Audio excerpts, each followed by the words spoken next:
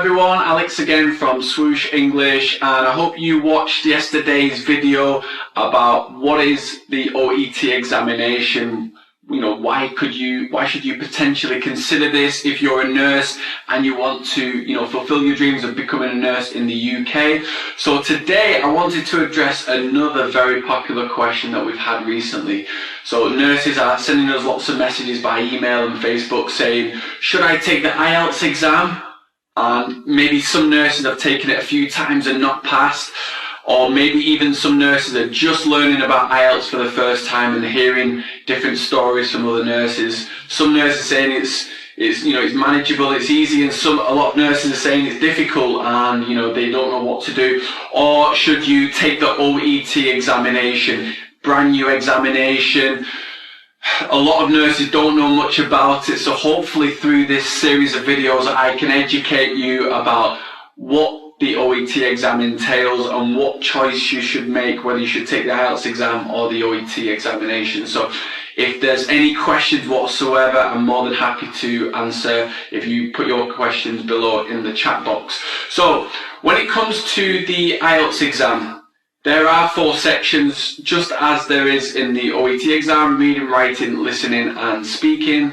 In the IELTS exam there's 2 written tasks, okay, task 1 and task 2, and then with the OET exam you're just asked to complete a referral letter, okay, for a patient as a medical professional. So as I said yesterday, it's an examination that assesses medical professionals. Could be dentists, could be pharmacists, could be doctors for Australia, not for the UK right now, and then also for nurses. It's just been introduced recently. So there are 4 sections: reading, writing, listening, speaking, for both examinations. So the IELTS exam is a lot cheaper than the OET examination if you're really price sensitive, which a lot of nurses are. The IELTS examination ranges from around about $200 to $250 depending on where you are, sometimes a little bit less. And then the OET examination is a lot more. It's around about double the price, so you're talking $450 to $500 US. So that is a consideration. Now the other thing is the frequency of how often you can take this exam. So IELTS, is very, very readily available, much more available than the OET exam. So you can do it, you could do book one exam one week and then do it the next week, and then do a second one the next week and a third one the next week, which a lot of students do, and we always ask them to not do that. With the OET exam, it's only once per month. Okay, so for example, if you failed it once and you were desperate to retake it, then it will take you, you have to wait another month to do the next one. So there's only up to 12 examinations per year. The other thing is, if you're really wanting the results quickly, the IELTS is quicker. You get your results back usually around about 2 weeks later. Whereas the OET exam takes around about 3 weeks later, because they post the results all the way to Australia and it has to get checked. I think it gets checked by 3 different examiners, correct me if I'm wrong, but it takes a little bit longer. So again, that's something for you to consider.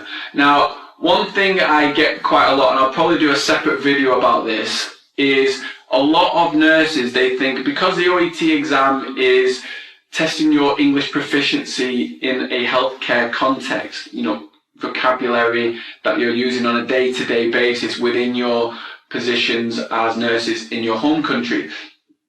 They think, well, it's going to be so much easier. I don't need to prepare for this examination. Oh, my life is so much better now. I can just walk into the exam and get the grade B overall in all 4 areas that you need, and that's really not the case. And I've had several meetings with the official OET organisation about this.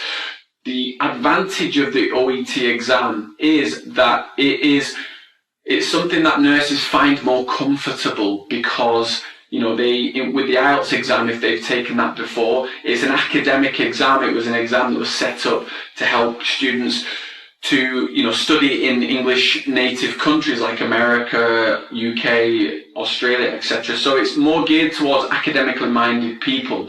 Now, that's not to say that nurses are not academically minded, but there's more of a practical emphasis with what nurses do on a day-to-day basis. And the ability to communicate with patients should, in my opinion, should be based more upon your ability to use English in a practical scenario rather than theory-based. Being asked, especially for writing task 2, being asked to, assess education, agree, disagree on education policies, for example, or politics, or children's use of mobile phones and social media, that kind of thing.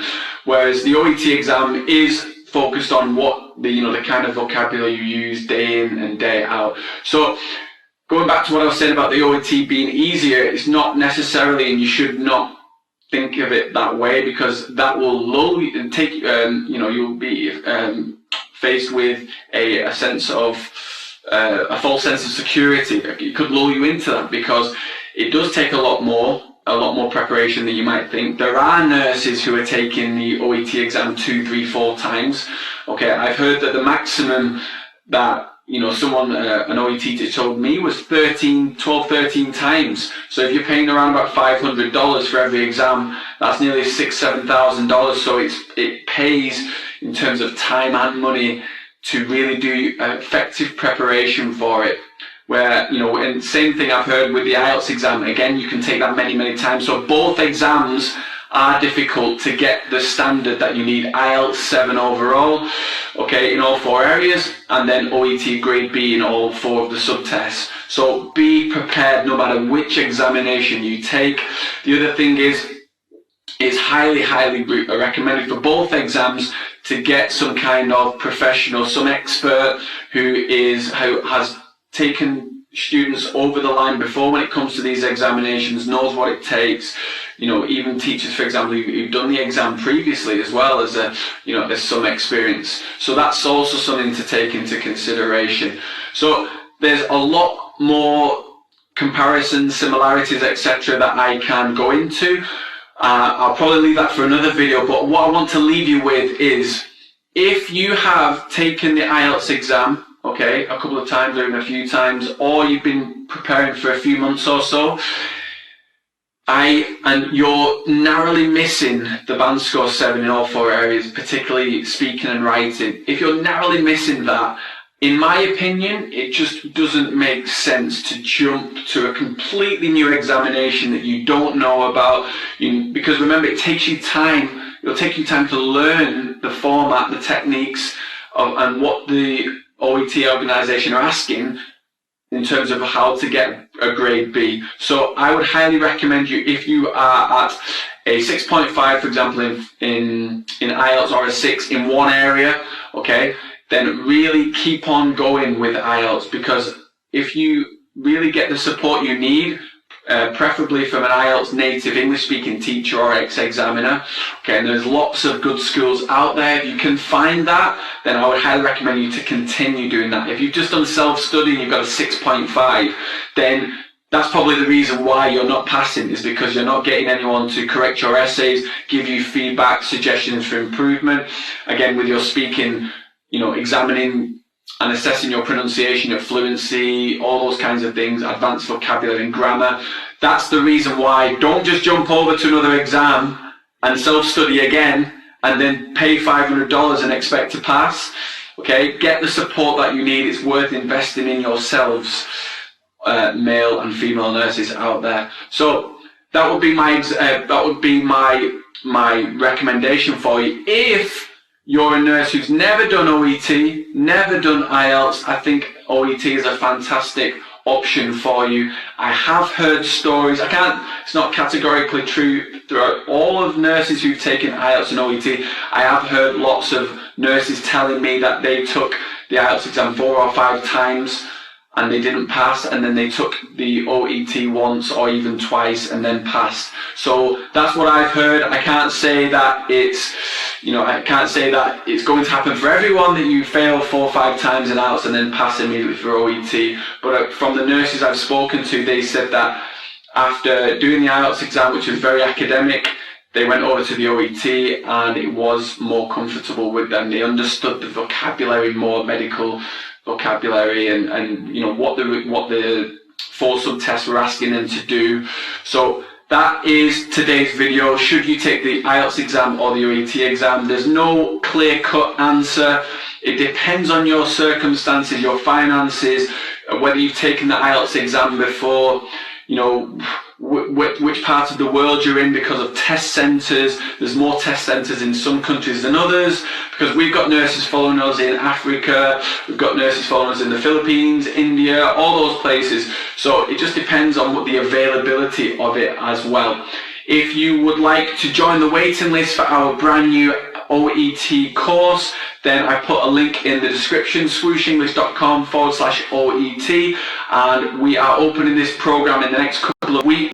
It's only for a limited number of students, so make sure you get your name down on that list. We'll be giving you more information, lots of free video lessons, lots of resources, etc.